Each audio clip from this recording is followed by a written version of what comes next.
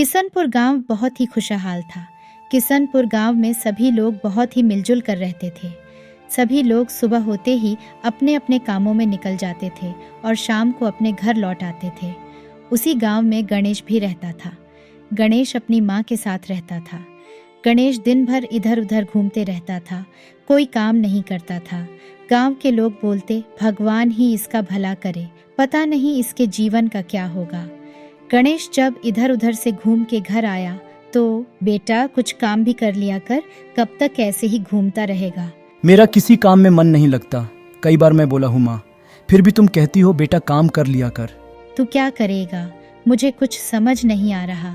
अब मैं बूढ़ी हो चुकी हूँ, अब मेरे से काम नहीं होगा, इसलिए तुझे बोलती हूँ। इतना अच्छा तो खेत है अपना, उस पर दूसरे लोग खेती करते हैं और थोड़ा सा अनाज हमें देते हैं। तू करेगा तो पूरा अनाज अपने घर आएगा। माँ मुझे खेती नहीं करनी, बस आप उसी खेत का रट लगाने लगती हो। फिर रात को दोनों खाना खा के सो जाते हैं।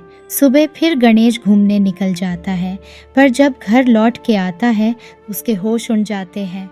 उसकी माँ अब इस दुनिया में नहीं रहती है। फुट फुट के बाहर बैठ के रोने लगता है। गणेश को अब कुछ समझ में नहीं आ रहा था कि वो क्या करे। सब गांव वाले मिल के उसके माँ का अंतिम संस्कार कर देते हैं। गणेश फिर अगली सुबह जंगल की तरफ निकल जाता है और काफी दूर तक जंगल में चला जाता है। तभी उसको एक बुजुर्ग इंसान दिखते हैं जो पेड़ के नीचे बैठ के प्रार्थना कर रहे थे।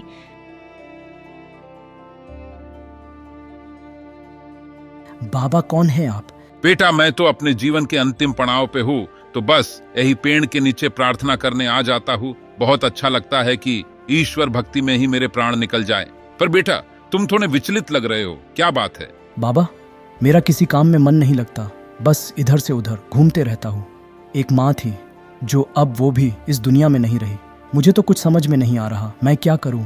बेटा अभी तुझ में भरपूर ऊर्जा है, इस ऊर्जा को एक नई दिशा दे। तू भटका हुआ जरूर है, पर तेरे अंदर के उथल पुथल को एक दिशा की जरूरत है।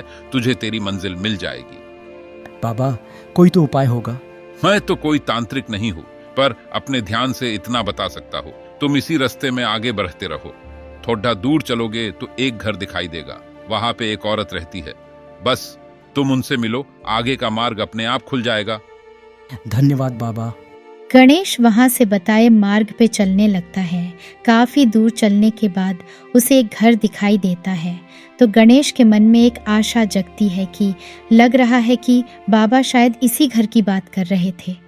वह घर के पास जाके आवाज देता है। सभी अंदर से एक बूढ़ी औरत आती है। क्या बात है बेटा? गणेश की आंखों पे भरोसा नहीं हो रहा था। ये तो बिल्कुल मेरी माँ जैसी दिखती है। गणेश बोलता है, मेरी माँ भी आप ही के जैसी थी, पर अब नहीं रही। कोई बात नहीं बेटा, मुझे अपनी माँ ही समझो, मेरा भी कोई बेटा नहीं है। फिर गणेश अपने मन की व्यथा बताता है। तब वो बूढ़ी औरत बोलती है, बेटा मैं तो इन जंगल के पौधों से औषधि बनाती हूँ। अगर इसमें तू मेरा हाथ बटाएगा तो मेरा भी काम आसान हो जाएगा और लोगों का भी भला होगा। गणेश को जंगल में घूम घूम के पौधे चुनना बहुत ही रोमांचित लगा। हाँ माँ, मैं जरूर ये काम करूँगा। अब गणेश की दिनचर्या हो गई रोज जंगल जाना और औषधि वाले पौधे और पत्ती इकट्ठा करना। शुरू में तो बूढ़ी अम्मा उसके साथ जाती थी। बाद में गणेश को धीरे धीरे जब सब जानकारी हो गई तो वो अकेले ही निकल जाता था और औषधियों के पत्ते इकट्ठे करके लाता था।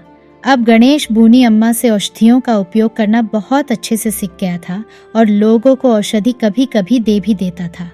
अचानक किशनपुर गांव में एक बीमारी का प्रकोप आ जाता है और लोग बहुत ही घबरा जाते हैं। किशनपुर गांव के कुछ लोगों को बहुत ही तेज गति से बुखार आता था। बूढ़ी अम्मा के पास जब खबर गई उपचार करने के लिए तो उन्होंने, बेटा गणेश अब तुम्हारी परीक्षा की घड़ी आ गई है, तुम जाओगे किशनपुर और लोगों का इलाज करोगे। गणेश थोड़ा सा घबराया हुआ था, पर निकल पड़ा किशनपुर के लिए। किशनपुर जब पहुंचा तो वहां के लोगों को अपनी आंखों पे भरोसा नहीं हो रहा था कि गणेश क्या इलाज करेगा। गणेश पूरे दिल से लग गया लोगों के इलाज में। 1-2 दिन में ही गणेश की दी हुई औषधियों के उपयोग से किशनपुर के लोग ठीक होने लगे और 1 सप्ताह में सभी लोग पहले की तरह हो गए। सब जगह गणेश की चर्चा और वाहवाही होने लगी। गांव वालों ने गणेश से आग्रह किया कि गणेश, तुम अपने गांव में रहो, गांव के वैद्य बनके गांव के लोगों का भला होगा। सब बूढ़ी अम्मा की कृपा है। अब आगे का रास्ता भी वही बताएंगी।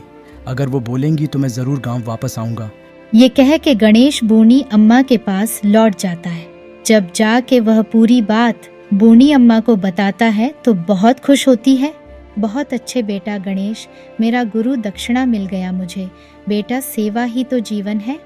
अब तो तुम्हें पता चल ही गया कि लोगों की सेवा में जो खुशी मिलती है वो खुशी कहीं नहीं मिलती। तुम किशनपुर जाओ, वहाँ के लोगों का इलाज करना और जब मन न लगे तो आ जाना अपनी माँ के पास। दोनों एक दूसरे का चेहरा देखने लगते हैं। अगले दिन गणेश किशनपुर के लिए निकल जाता है और वह कुछ ही दिनों में किशनपुर में गणेश वैद्य के नाम से मशहूर हो जाता है। और भी रोचक कहानियों के लिए इस चैनल को लाइक, शेयर और सब्सक्राइब ज़रूर करें। नमस्कार।